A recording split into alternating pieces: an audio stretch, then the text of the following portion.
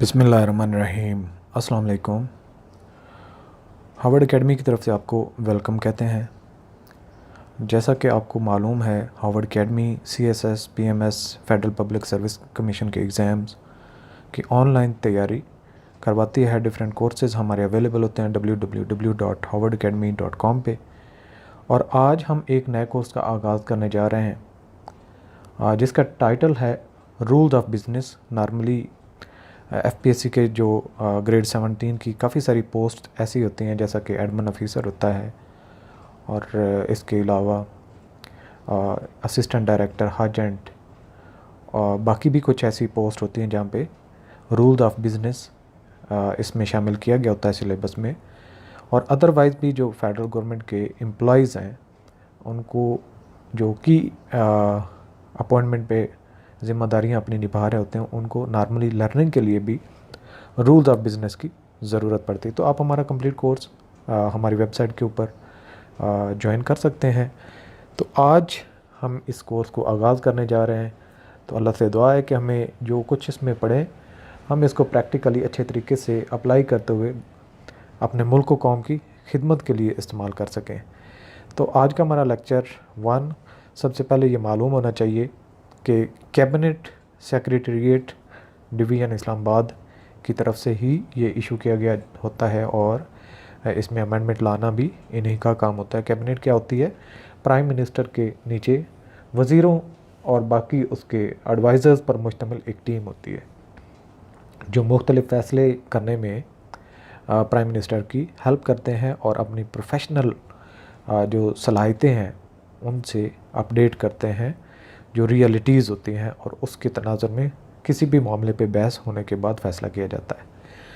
तो rules of business के सबसे पहले तो टेबल ऑफ कंटेंट्स पे हम बात करते हैं।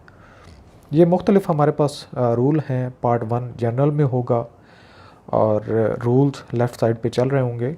हम उनको 1 बाय 1 सबको रीड आउट करेंगे, समझेंगे और उनके ऊपर बहस करेंगे। इसके बाद पार्ट बी है कंसल्टेशन अमंग डिवीजन्स के जो मुख्तलिफ़ गवर्नमेंट की डिवीजन्स आपस में कैसे कांटेक्ट करते हैं, कैसे उनकी कम्युनिकेशन चलती है। पार्ट सी में references to the prime minister and the president के जो आपने रेफरेंसेस भेजने होते हैं प्राइम मिनिस्टर और प्रेसिडेंट को, उनके क्या तरीक़ेकार होगा। ये जो मामलात प्राइम मिनिस्टर या प्रेसिडेंट से अप्रूवल के लिए जाएंगे तो उनका तरीक़ेकार। पार्ट डी जो है ये कैबिनेट के प्रोसीजर्स पे हमें बताता है कि कैबिनेट कैसे वर्किंग करती है। पार्ट ई लेजिस्लेशन के मुतालिक कि कोई भी बिल आता है कौमी असम्बली में तो उस पर कैसे कानून साजी की जाती है और उसका तरीक़ेकार क्या होगा। इसके बाद पार्ट एफ जो है हमें बताता है रिलेशन विद मजलिस शूरा, पार्लियामेंट के आपस में कॉन्टैक्ट, यानी कि नेशनल असम्बली और सेनेट। ये चलते जाते हैं हमारे मुख्तलिफ जो रूल्स हैं। और पार्ट जी आता है रिलेशन विद प्रोविंसेस के फेडरल गवर्नमेंट ने प्रोविंशियल गवर्नमेंट के साथ कैसे रिलेशंस को लेके चलना होता है, कैसे कम्युनिकेट करना होता है, कौन कौन से मामलात होते हैं और क्या तरीक़ेकार क्या होगा। पार्ट एच है एमरजेंसी प्रोविजन, जो है कोई एमरजेंसी में आपने काम करने हैं तो उसका तरीक़ेकार क्या होगा। और इसके बाद पार्ट 1 जो है मिसलेनियस प्रोविजंस आ जाती हैं और फर्दर हमारे साथ स्केड्यूल्स आ जाते हैं। मुख्तलिफ स्केड्यूल जो हैं उनके टाइटल भी साथ दिए गए हैं, इन पे भी हम बात करेंगे। तो rules of business in exercise of the powers conferred by articles 90 and 99 of the constitution of the Islamic republic of Pakistan the federal government is pleased to make the following rules. अब यहाँ पे सबसे पहले आपको कॉन्स्टिट्यूशन ऑफ पाकिस्तान की तरफ जाना बनेगा और उसमें 90 सेक्शन से लेकर 99 तक जो तरीक़ेकार है उसकी तफसील को समझने के लिए गवर्नमेंट ने जो रूल्स बनाए हैं, यानी कि जो बिज़नेस गवर्नमेंट का है उसको कंडक्ट करने का जो राइट दिया गया है वो आइन के आर्टिकल 90 से लेके 99 तक पावर्स दी गई हैं। और उन पावर्स का यहाँ पे तो सिर्फ मेंशन है कि ये जी तरीक़ेकार होगा, इस तरीके से अप्रूवल होगी और वो सैंक्शनिंग होगी, ये तो कह दिया गया। उसके बाद जो उन चीज़ों को इम्प्लीमेंट करने के लिए तरीक़ेकार वज़ा जो किया गया उसको हम कहते हैं रूल्स ऑफ बिज़नेस।